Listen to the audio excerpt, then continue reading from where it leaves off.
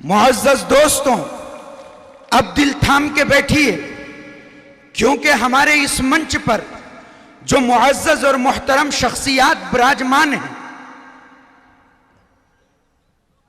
उनके अंदर बहुत सी शख्सियात ऐसी हैं जिनका नाम हमने सुना है और हम में से बहुत से लोग उनके कारनामों से वाकिफ हैं, उनके काम से वाकिफ हैं। आली जनाब, आदरणीय, सम्माननीय वामन मिश्राम जी साहब, ये भारत मुक्ति मोर्चा के सदर हैं, इतिहास के जानने वाले हैं, ब्राह्मणवाद के खिलाफ तकरीबन 40 साल से ये संघर्ष कर रहे हैं कि दबी कुचली इंसानियत और मजलूम अशखास को कैसे हक मिले। पूरे मुल्क के भारत में ये इंसानियत की आवाज है। मैं उनके तहनीयत में और इस्तकबाल में एक शेर पढ़ता हूं और इससे उनको दावत देता हूं। हम ये नहीं कहते कि हम तुझसे बड़े हैं, लेकिन ये बहुत हैं कि तेरे साथ खड़े हैं। हम ये नहीं कहते कि हम तुझसे बड़े हैं, लेकिन ये बहुत हैं कि तेरे साथ खड़े हैं। अल्लाह मेरा बाग बिखरने से बचाना, कुछ फूल भी कांटों की हिमायत में खड़े हैं। बरसरे माइक माननीय आदरणीय वामन मिश्राम जी साहब, पुरजोर तालियों से इनका इस्तकबाल कीजिए।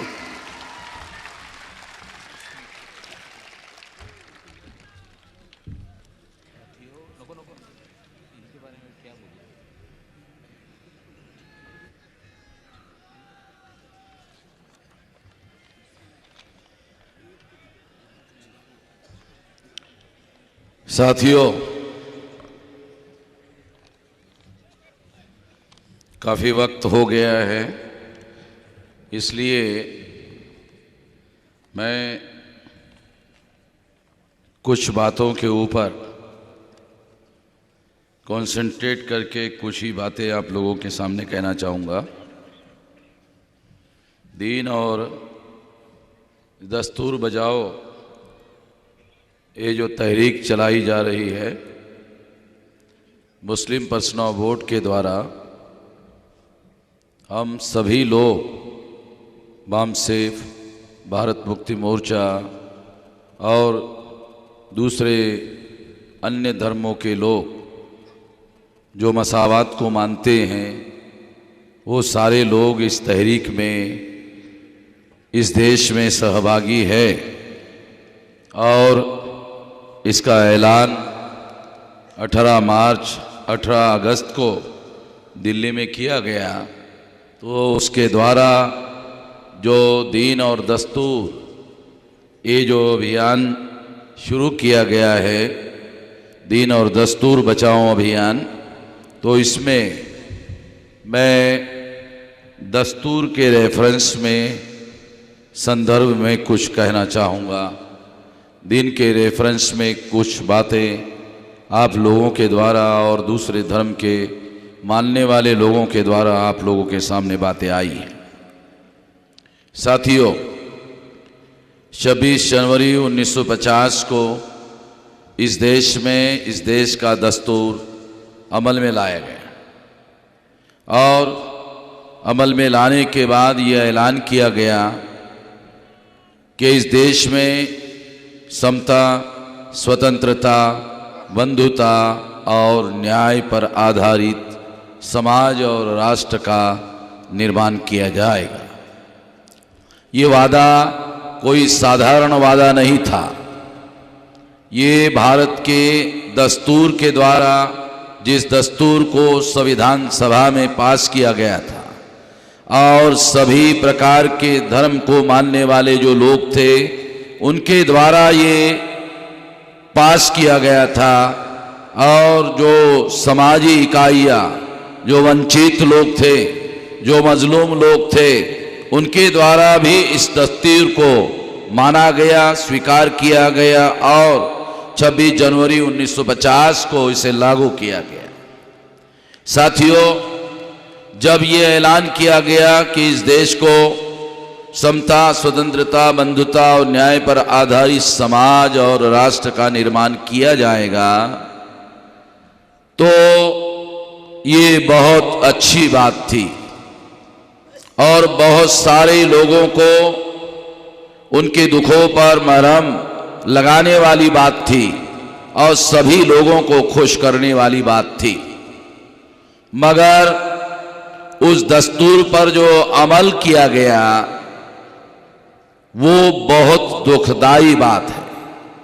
इसलिए मैं ये बात आप लोगों के सामने रखना चाहता हूं कि 26 जनवरी 1950 को जिस दस्तूर को इस देश में लागू किया गया, उसके आधार पर 1952 को 52 को जो इस देश में प्रथम लोकसभा का पार्लियामेंट्री चुनाव हुआ, उस चुनाव में जवाहरलाल नेहरू के द्वारा 3.5% ब्राह्मणों के 60% नुमाइंदों को कांग्रेस पार्टी के द्वारा टिकट दी गई और 47% ब्राह्मण पहले भारत के संसद में चुनवा कर लाए गए और इस संसद पर ब्राह्मणों का कब्जा करवाया गया।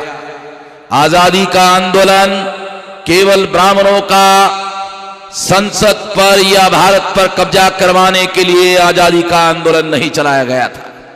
ना ऐसी कोई बात किसी को कही गई थी, ना ऐसी कोई बात मानी गई थी, मगर ऐसा किया गया और ये धोखा लगातार इसी तरह से ये धोखा इस देश में लगातार उस पर अमल किया जा रहा है और इसका परिणाम ये हुआ कि आज के तारीख में जो इस देश में लोकतंत्र है जिसे हम लोकतंत्र कहते हैं, उस लोकतंत्र को आज के तारीख में इस लोकतंत्र को जो 4 पिलर हैं, विधायिका जहां कानून बनाया जाता है, कार्यपालिका जहां उस कानून पर अमल किया जाता है और न्यायपालिका विवाद पर समस्या का समाधान दिया जाता है और मीडिया जो जनता को जगाने का काम करता है। ये जो 4 पिलर है लोकतंत्र के, ये चारों पिलर पर आज के तारीख में ब्राह्मणों का कब्जा हो गया है। ये कब्जा हुआ नहीं, ये कब्जा करवाया गया है और ये दस्तूर के खिलाफ में साजिश है। जब हम ये कह रहे हैं कि दस्तूर को बचाना है, तो इसका मतलब है दस्तूर के विरोध में साजिश हुई, तब तो बचाने की बात हम लोग कर रहे हैं। अगर साजिश नहीं हुई होती तो फिर बचाने की कोई बात नहीं थी। इसलिए बात मैं आप लोगों को बता रहा हूं और अगर ऐसा हुआ है तो निश्चित रूप से आज ब्राह्मणों का इस देश पर राज स्थापित किया गया। इस देश में हिंदू राज या हिंदू राष्ट्र निर्माण करने की जो लोग बात करते हैं, वो लोग हिंदुओं के नाम पर ब्राह्मणों का राज स्थापित करते हैं। बहुत लोगों को ये साजिश समझ में नहीं आती। हिंदुओं के नाम पर राज ब्राह्मणों का स्थापित करते हैं। ये काम किया गया, इसके सारे दस्तावेजी सबूत सरकारी दफ्तरों में उपलब्ध है और ये सरकारी दफ्तरों से हम लोगों के पास भी दस्तावेजी सबूत है। उसके आधार पर यह बात मैं आप लोगों को कह रहा हूं। कुछ लोग ऐसा कह सकते हैं कि आप कह रहे हो कि इस देश में ब्राह्मणों का राज है, तो क्या नरेंद्र मोदी ब्राह्मण है? बिल्कुल नहीं है। ये बैकवर्ड है, ये बैकवर्ड है, ये ओबीसी का आदमी है। नरेंद्र मोदी ओबीसी का आदमी है, मगर ये नरेंद्र मोदी ब्राह्मणों के द्वारा नॉमिनेटेड है, नॉमिनेटेड बाय ब्राह्मण। आप लोगों को थोड़ा याद दिलाता हूं, बीजेपी में नरेंद्र मोदी को प्रधानमंत्री बनाने के लिए अडवाणी और सुषमा स्वराज विरोध कर रहे थे, तो आरएसएस के द्वारा नरेंद्र मोदी को वेटो पावर का इस्तेमाल करते हुए सुषमा स्वराज और अडवाणी के विरोध में वेटो पावर का आरएसएस के द्वारा इस्तेमाल करते हुए नरेंद्र मोदी को चुनाव जीतने के पहले ही प्रधानमंत्री पद का कैंडिडेट नॉमिनेट किया गया था। गोवा में यह रेजोल्यूशन घोषित किया गया था। ये डॉक्यूमेंट्री एविडेंस अखबारों में, टीवी में उस समय आई थी। आप लोगों को याद दिलाने के लिए बोल रहा हूं, क्योंकि हमारी यादें बहुत कमजोर होती है, इसलिए थोड़ा बता रहा हूं कि ये आरएसएस के द्वारा नॉमिनेटेड पीएम है, ये रियल पीएम नहीं है, ये नॉमिनेटेड पीएम है। ये nominated by Brahmins and those who nominate. किसने नॉमिनेट किया? ब्राह्मणों में नॉमिनेट किया। इसका मतलब है अगर नरेंद्र मोदी नाम के ओबीसी को अगर ब्राह्मणों ने नॉमिनेट किया तो असली पावर ब्राह्मणों के पास है, जिन्होंने उसको नॉमिनेट किया। मैं देहाती आदमी हूं, किसान का बेटा हूं, इसलिए आपको उदाहरण देकर यह बात कहना चाहता हूं। जब खेतों में फसल आती है तो पंछी आते हैं और फसल के दानों का नुकसान करते हैं, तो किसान जो अनपढ़ होता है वो लकड़ियों में फटे पुराने कपड़े डालता है और फटे पुराने कपड़े डालकर एक फटा पुराना किसान खड़ा करता है और उसको खेती में जाकर गाड़ देता है। ऐसा गाड़ देता है, आप लोगों को भी मालूम होगा, ऐसा गाड़ देता है। और दूसरे दिन पंछी आते हैं और एक पंछी दूसरे पंछी को कहता है, देखा किसान है। किसान तो है नहीं, मगर एक पंछी दूसरे पंछी को कहता है, देखा किसान है। एक पंछी दूसरे पंछी को कहता है किसान है, मैं कहता हूं नरेंद्र मोदी है।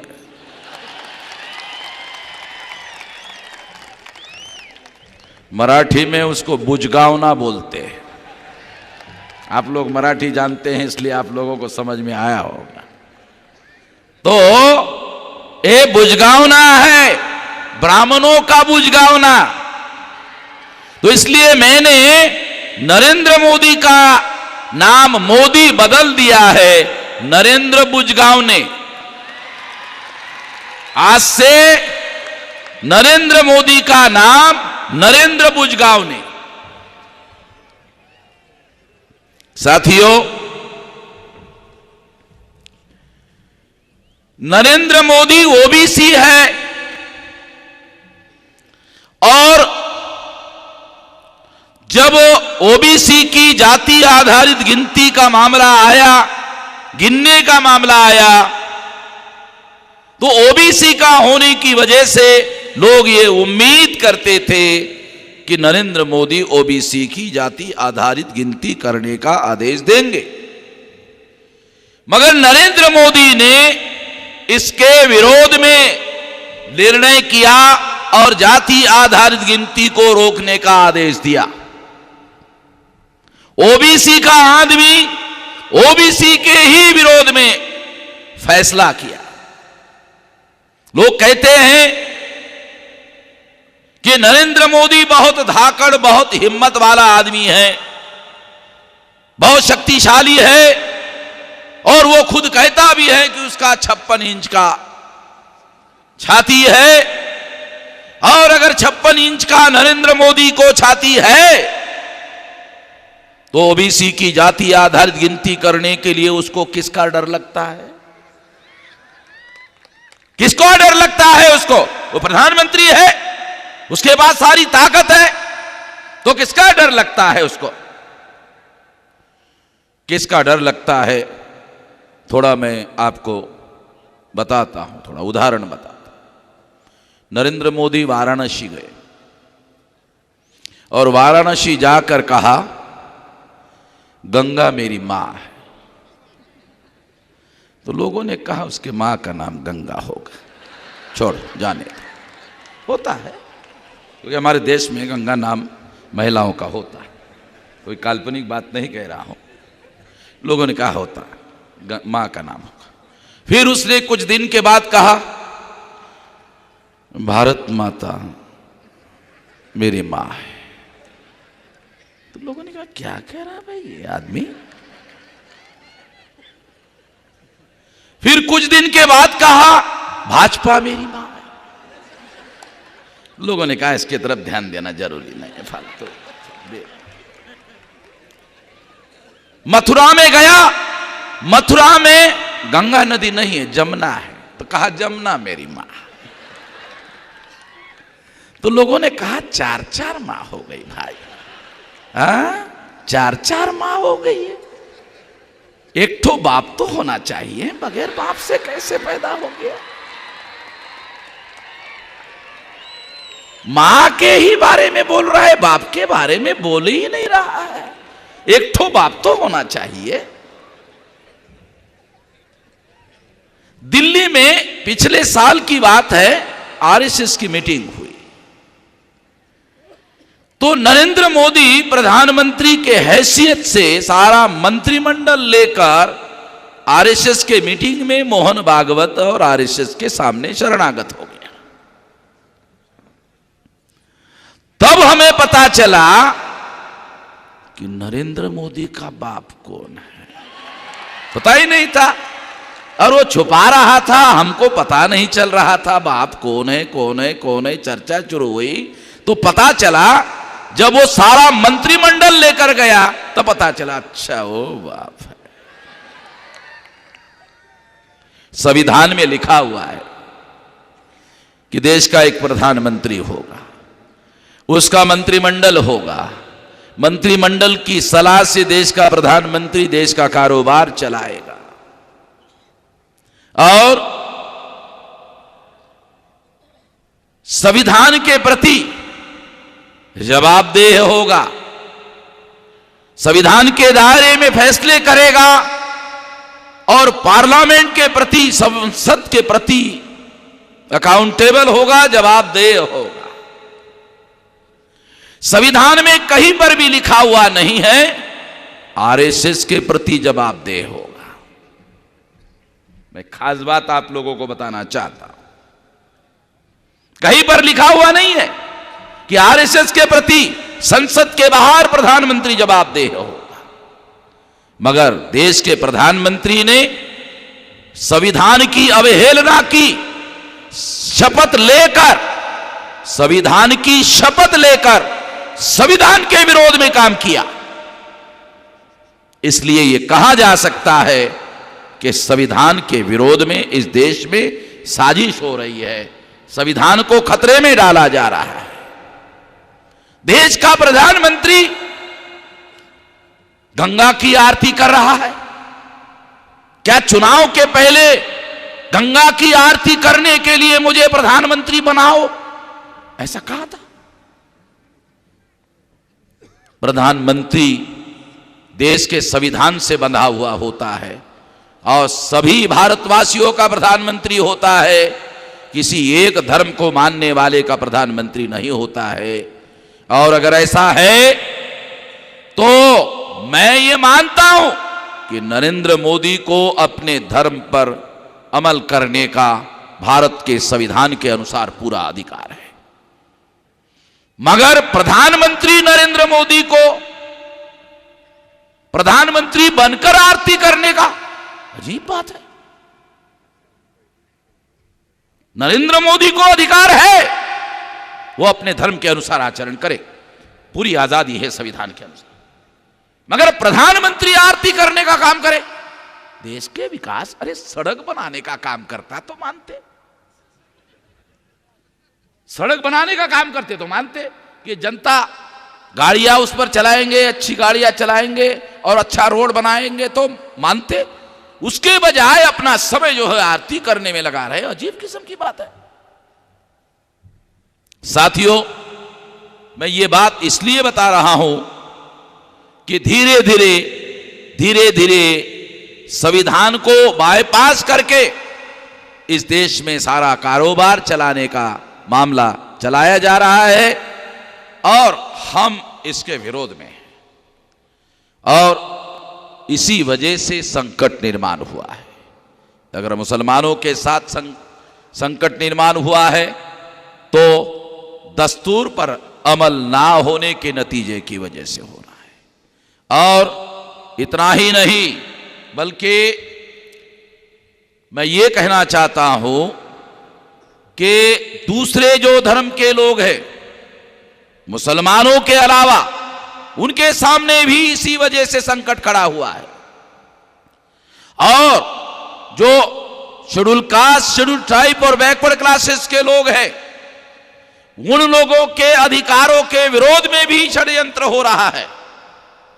इसके लिए हम लोगों ने यह निर्णय किया कि शेड्यूल कास्ट, शेड्यूल ट्राइब और बैकवर्ड क्लासेस के लोग वामसेफ और भारत मुक्ति मोर्चा के माध्यम से मुस्लिम पर्सनल लॉ बोर्ड के साथ मिलकर इस देश में इस गलत बातों के विरोध में, संविधान के विरोध में जो साजिश हो रही है, उस साजिश को विफल करने के लिए हम सभी लोग मिलजुल कर इस देश में इत्तेहाद कायम करेंगे, एकता कायम करेंगे और एक तहरीक, एक आंदोलन इस देश में, सारे देश भर में निर्माण करने की कोशिश करेंगे। इसके लिए मुस्लिम पर्सनल लॉ बोर्ड के द्वारा पहल करके जो काम शुरू किया गया है वो धन्यवाद के पात्र हैं और हम उस तहरीक में वामसेफ भारत मुक्ति मोर्चा पूरे जद्दोजहद के साथ, पूरे ताकत के साथ हम लोग उसमें जुट रहे हैं। मैं आप सभी लोगों को ये आश्वस्त करता हूं कि हम पूरी ताकत के साथ इसमें संगठन के शक्ति के साथ जुड़ेंगे। मैं केवल भाषण करके चले जाने का हिमायती नहीं हूं और आप लोग भी सुनकर चले जाए अच्छा नहीं होगा। अमल में लाने के दृष्टि से बोल रहा हूं कि जो बातें, जो संदेश यहां दिया जा रहा है, इस पर अमल लाना होगा, अमल करना होगा, क्योंकि तब्दीलियां तब आएगी, परिवर्तन तब आएगा जब हम इस पर अमल करने की कोशिश करेंगे।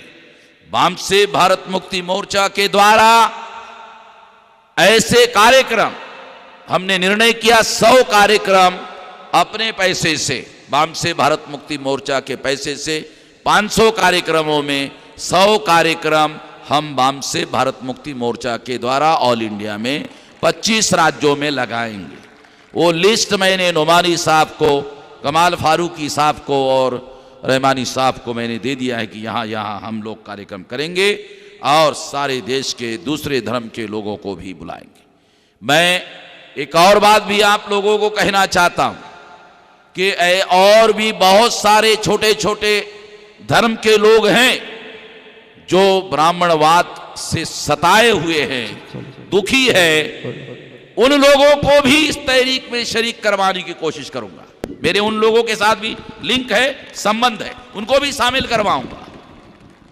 इसके अलावा SC ST OBC के कुछ संत हैं, उन लोगों के साथ भी मेरे बहुत नजदीकी रिश्ते हैं।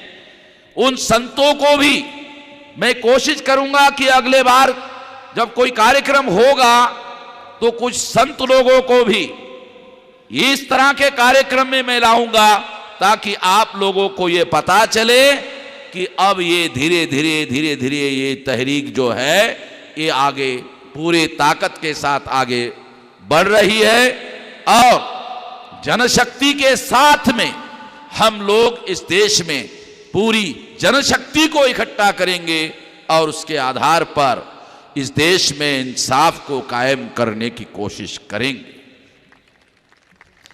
कमजोर इंसाफ कायम नहीं कर सकता। मजलूम इंसाफ कायम नहीं कर सकता। अगर मजलूम सारे इकट्ठा होकर ताकत इकट्ठा करे तो ताकत के बल पर इंसाफ कायम किया जा सकता है। रोकना होगा जालिमों को, जालिम काबिज हो गया है, जालिमों को रोकना होगा और जनशक्ति के आधार पर ताकत इकट्ठा करके उनको रोकना होगा। इसके लिए आप सभी लोगों का साथ सहयोग अपेक्षित है। आपने मेरी बात ध्यान से सुनी, इसके लिए आभार, धन्यवाद।